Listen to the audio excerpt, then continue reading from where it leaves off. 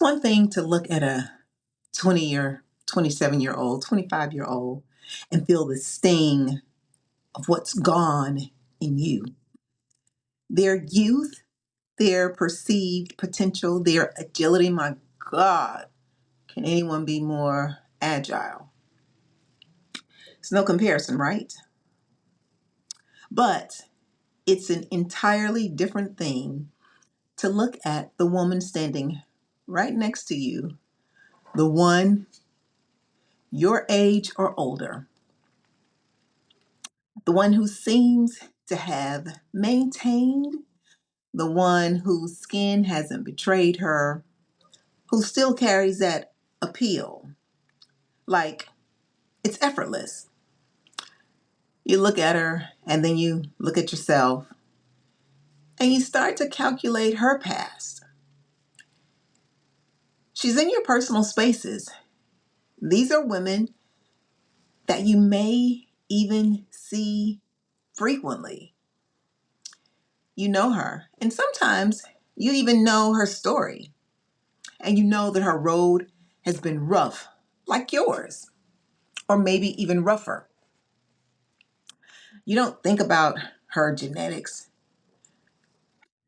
Your rush to jealousy is like a spring, whipping you to a feeling of insecurity before you've had a chance to interrogate just why is this happening? And so you very quickly wonder, how is she managing to still look so damn good? Is she carrying the weight of life differently? Is she just better at hiding her scars? Let's name the bruise of comparing yourself to what looks like well maintained on someone else, but not on you. For those of you joining me for the first time, I am Minty Rae. Come on in.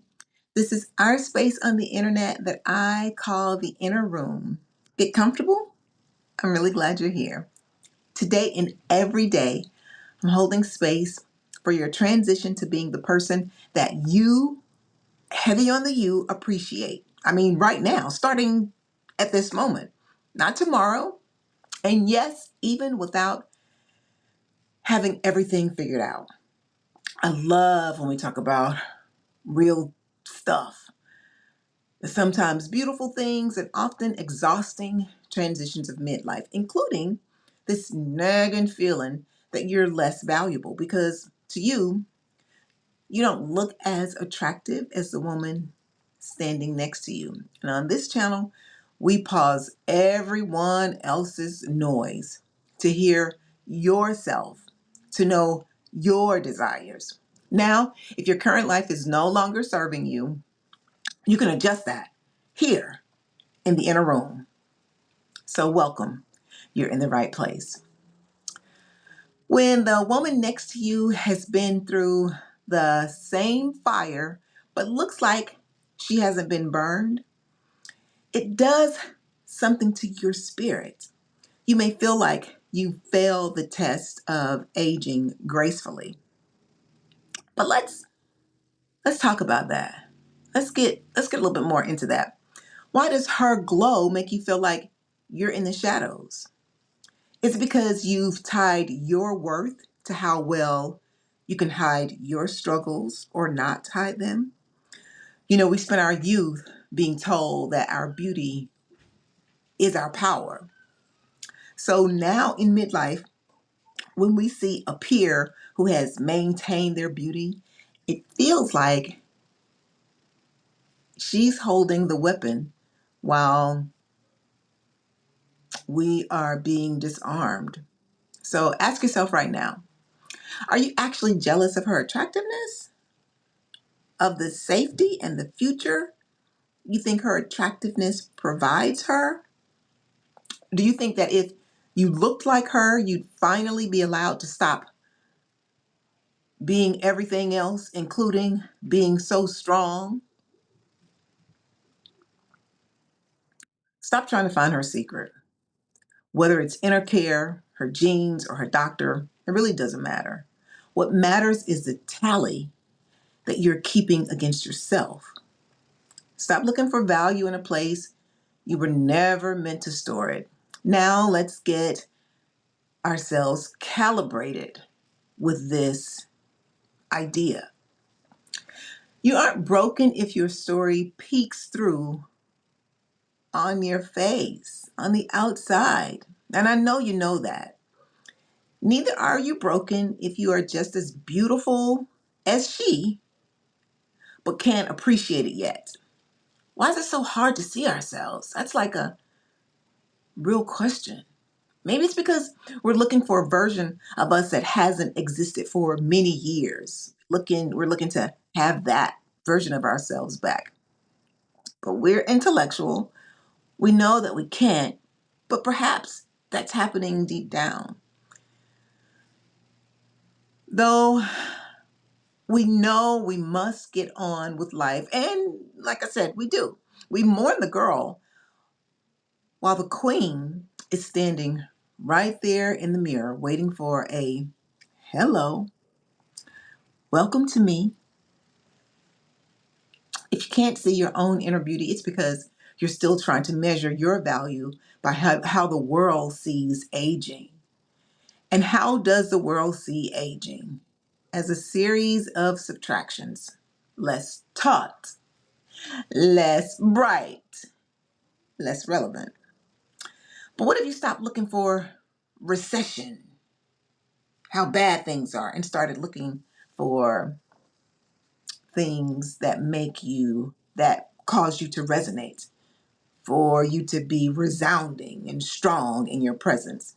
I'm talking about the way you vibrate when you are finally speaking your mind, the way you occupy a space without trying to take up so little of it.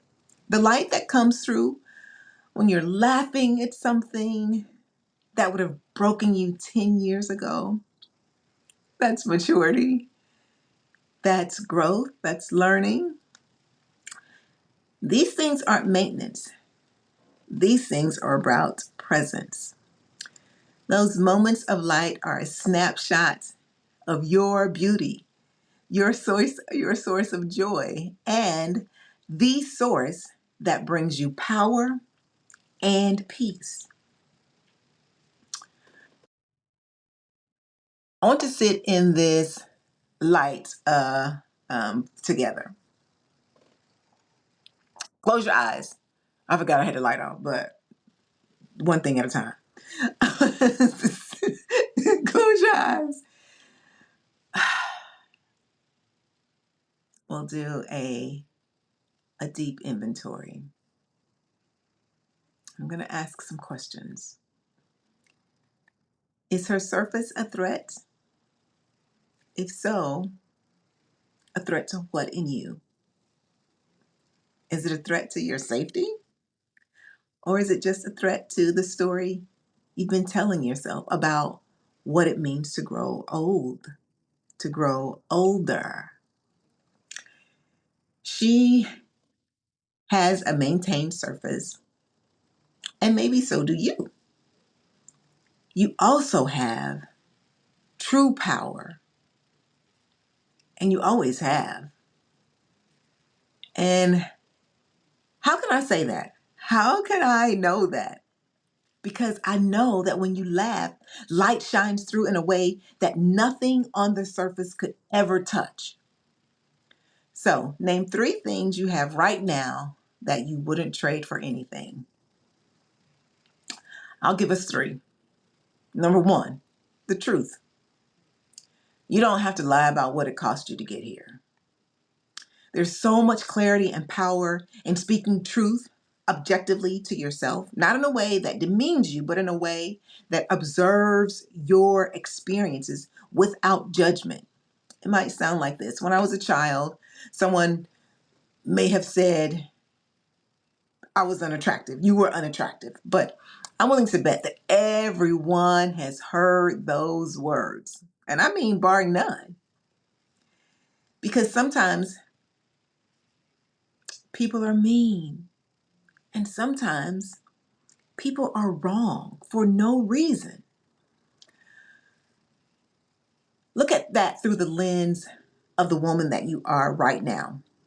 That wasn't a biological fact. It was a subjective interpretation handed to a child, maybe by an adult who couldn't see past their own limitations. Maybe it was handed to you by another child, but certainly we know that not only people, but little people can be wrong.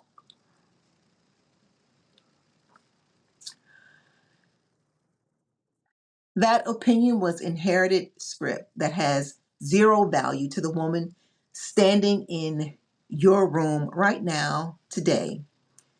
You're the queen now. You don't need a map from someone who never even visited the territory of your soul. That was their noise. And that awareness is your resonance. Number two, the capacity. I'm not talking about your ability to carry more or endure more weight. Lord, we don't need to hear about how strong we need to be. We're done with the glorification of being the strongest person in the room. I'm talking about your volume, the capacity to occupy more space than you ever dared to as a girl. It's about having a soul so wide that the noise of other people's opinions just withers away before it even reaches your center. The capacity to hold a complex truth and a simple pleasure at the very same time without apologizing for either of them. What I mean by that is that you no longer feel like you have to choose. You can acknowledge the hard, the messy realities of your life and still deeply enjoy your day. You don't have to wait for your problems to be solved before you allow yourself to be happy. You're large enough to contain the whole spectrum without one canceling out the other. And third, the ease of being. Now, this is the payout. That woman next to you who has maintained her surface, that's fine. That's her lane. But your flex is that you have finally recognized your own divinity. And it's not just in your attraction alone. And because you know your own divinity, you have withdrawn your application for the world's approval. You take that bad boy back. And the only approval you're after is your own. Because you are your authority. There's a quiet, beautiful luxury in being the woman in the room who isn't trying to pass for something else. You aren't feeling too small and you aren't performing. Not in midlife. You are simply occupying your own skin, filling it up with a peace that makes the very air around you feel fresh. You are here. You are here not as a symbol for aging, not as a data point for someone else to measure themselves against, but as a presence. A symbol in something, a symbol is something that people look at. A presence is something that people feel. And let me say this, that it's not as an assignment to you. It's not as an assignment to you to exude presence and to embrace truth. It's they just happen together. So you don't need one more task, but you serve yourself in letting yourself be happy while embracing your truth. When you stop trying to look like you've handled life well, you start to actually be the woman who has handled life well. That is the shift from being a spectator of your own life to being the authority of it. And this is the calibration that we take into midlife. To move past this jealousy, you have to stop seeing her maintenance as an indictment against you. If she looks good, we're happy for her. But don't let her reflection become your mirror when you feel that sting toward her. Ask the feeling, what part of my own story am I still ashamed of? Reflect on that. Jealousy is just a signal that you haven't fully appreciated the woman you've become through your past. Trust me, those scars, they are a badge now that they're done. Your past has the full ability to glorify who you are today in midlife. And here's a secret: working out in midlife is truly a flex. Lift weights, take care of your body. It will pay off in your self esteem and how you see your value and your worth. Likely, you'll end up fitter than her anyway. Wear what makes you feel powerful. Speak your truth out loud. When you are fully occupying your own space, another woman's beauty is just a sunset you can admire without feeling like it's stealing your light. There's plenty of light. There's plenty to go around, and there's plenty of light for all of us. Her maintenance doesn't erase her maintenance. Her appearance of looking well maintained doesn't erase your depth. Her lane is hers. Your lane is yours. I'm building my own table, and there's a seat for you, a woman who is finally done comparing. Breathe through the sting. Trust this sting. This is midlife calibration. You're where you need to be. Keep growing. Keep showing up for yourself. Keep shining. It's far more fun and rewarding than staying still. See you next time. Take care of yourself.